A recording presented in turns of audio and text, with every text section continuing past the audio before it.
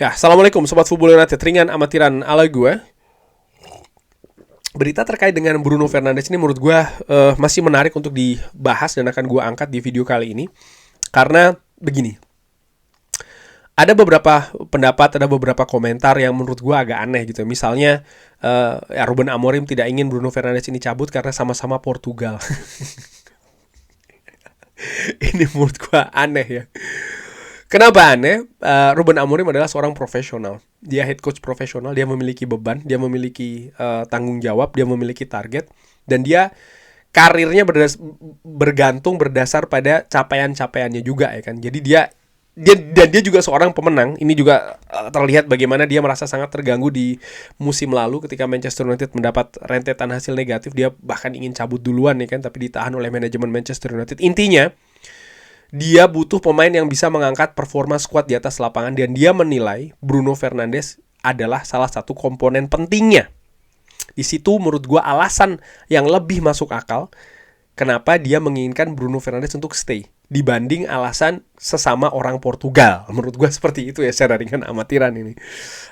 Tapi balik lagi nih terkait dengan situasi Bruno Fernandes yang menghangat di beberapa waktu terakhir ini. Dan ini akan bergulir ke pertanyaan, akankah Bruno Fernandes cabut di musim panas nanti? Menurut gue, jawabannya saat ini situasinya 50-50, 50%-50%. Bruno Fernandes menolak tawaran Saudi yang angkanya lebih tinggi, terutama dari sisi gaji ya. Secara personal dia akan mendapatkan gaji yang lebih tinggi karena dia komit terhadap Manchester United. Dia ingin untuk tetap berada di Old Trafford. Dia ingin berada di Manchester United, membantu klub untuk bersaing, memperebutkan trofi-trofi besar ya di periode-periode selanjutnya. Dan periode musim ini menurut gue menjadi salah satu periode yang mungkin paling menentukan bagi Bruno Fernandes secara pribadi. Kalau melihat alasannya kenapa dia stay di Manchester United musim panas yang lalu ini, dia mengambil keputusan tersebut. Kenapa gue katakan seperti itu?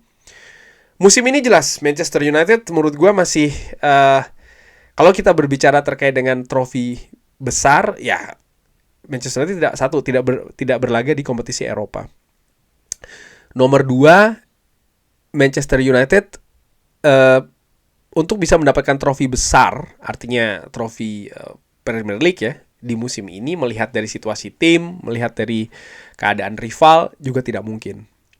Tapi yang bisa dilihat dari musim ini adalah progres dari proses yang sedang dilakukan. Ada di mana Manchester United. Sehingga menurut gue, ada di mana Manchester United di akhir musim nanti ini akan menentukan besar kemungkinan ya menurut gue terkait dengan masa depan Bruno Fernandes dari sisi sang pemain sendiri. Ya. Akan ada Piala Dunia di musim panas nanti. Pasti dia ingin konsentrasi full bersama dengan tim nasional Portugal. Ini sudah pernah gue bahas di video sebelumnya. Dia ingin masa depannya sudah terselesaikan dulu nih, sudah jelas gitu ya, sebelum dia harus berangkat ke Amerika, Meksiko, Kanada. Nah, di mana posisi Manchester United di bulan Mei ini akan sangat menentukan. Maksud gue begini, dia menginginkan trofi-trofi, dia ingin memenangkan atau paling tidak Manchester United berada di persaingan memperebutkan trofi besar. Di mana Manchester United di papan klasemen? Akankah Manchester United berada di papan tengah atau ada di zona Eropa? Kita berbicara trofi besar, berarti zona Eropa. Champions League, Europa League, di mana? Dan juga bagaimana Manchester United ini memiliki daya siap untuk bersaing di musim selanjutnya. Ini juga penting.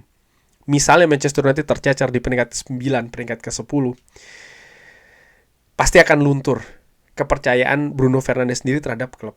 Karena fans pun juga pasti akan seperti itu kan.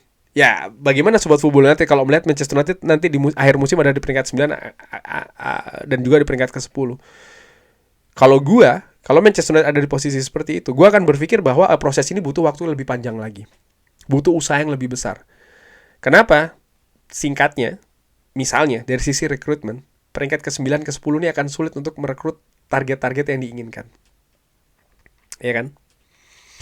Dan karena nama-nama yang dikatakan untuk mengisi posisi lini tengah, ini adalah nama-nama yang ingin juga bersaing di level tertinggi.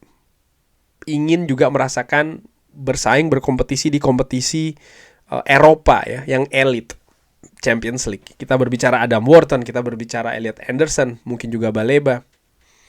Manchester United tanpa kompetisi Eropa musim depan akan kesulitan dari sisi finansial menurut gua ya, untuk bisa merekrut pemain-pemain. Jadi bukan situasi yang baik.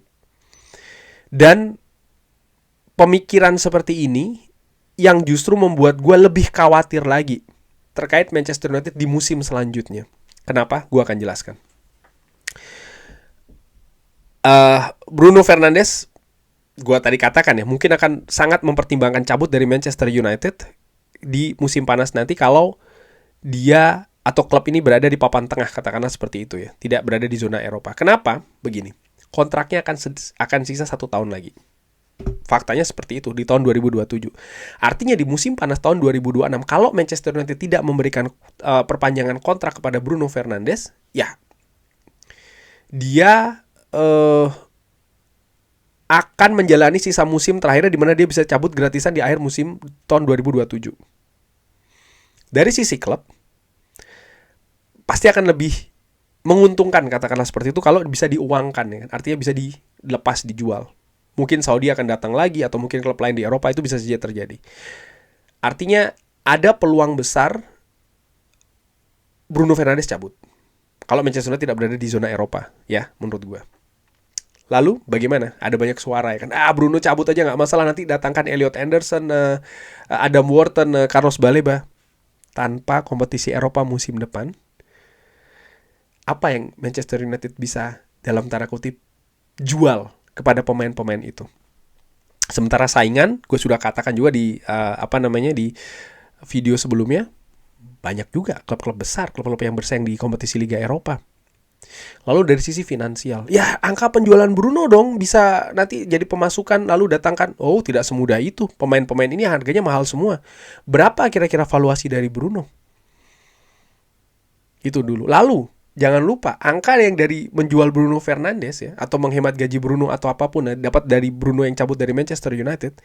Tanpa situasi kompetisi Eropa musim depan, pemasukan Manchester United kan, operasional klub akan berkurang, dan angka tersebut kan bisa jadi untuk menutupi ya kekurangan dari sisi finansial tersebut. Nah, ini yang justru menjadi kekhawatiran bagi gue. Kenapa menjadi kekhawatiran gue? Karena begini, Bruno Fernandes cabut, ya kan, tanpa kompetisi Eropa. Manchester United tidak memiliki daya kuat untuk mendatangkan 1 atau 2 dari 3 nama yang disebutkan. Ini bisa jadi banget loh seperti itu. Lalu belum lagi fakta bahwa Casemiro akan cabut, ya kan? Kontraknya akan berakhir. Lalu situasi gelandang di Ugarte ataupun Kobbie Mainoo juga tidak jelas. Kobbie Mainoo bisa dijual, Ugarte bisa dijual. Oke, 4 gelandang lepas semua, ganti baru. Ini yang gua khawatirkan. Terlalu drastis pergantiannya. Dan penjualan dari Ugarte maupun juga Kobbie Mainoo tidak ada jaminan mereka pun juga akan mendatangkan income yang banyak gitu ya, dimana sekali lagi Adam Wharton, Elliot Anderson, Baleba ini mahal-mahal semua menurut gue. Jadi situasi dengan Bruno Fernandes ini harus betul-betul klub atur dengan baik menurut gue ya, karena ada segala kemungkinan besar yang bisa saja terjadi, dan gue tidak ingin dalam posisi yang dengan enteng saja mengatakan ya kalau dia cabut ganti saja pemain ini. Enggak, karena faktanya bisa jadi ini, gue tadi sudah jelaskan, bisa jadi bergulir menjadi sesuatu yang sangat-sangat membahayakan bagi proses Manchester United yang banyak fans mengharapkan ada kemajuan. Tapi dengan situasi ini bisa jadi tambah runyam, justru kemajuan yang sudah didapat walaupun masih sedikit-sedikit ini akan mundur lagi lebih banyak. Ini sebenarnya yang gue khawatirkan dengan situasi Bruno Fernandes ini. Semoga ya ini harus dicari solusinya sih menurut gue ya. Harus ada komunikasi yang jelas antara klub dengan Bruno Fernandes. Gue secara pribadi dengan apa yang diraih oleh Bruno Fernandes, apa yang diberikan, bukan apa yang diraih, apa yang diberikan kepada klub ini sejauh ini, gue berharap dia masih bisa stay di Manchester United. Tapi bagaimana menurut Sobat Football United? Seperti biasa silahkan drop di kolom komen. Terima kasih sudah menyaksikan. Jangan lupa like, sholat, dan juga subscribe. Wassalamualaikum warahmatullahi wabarakatuh. Thank you.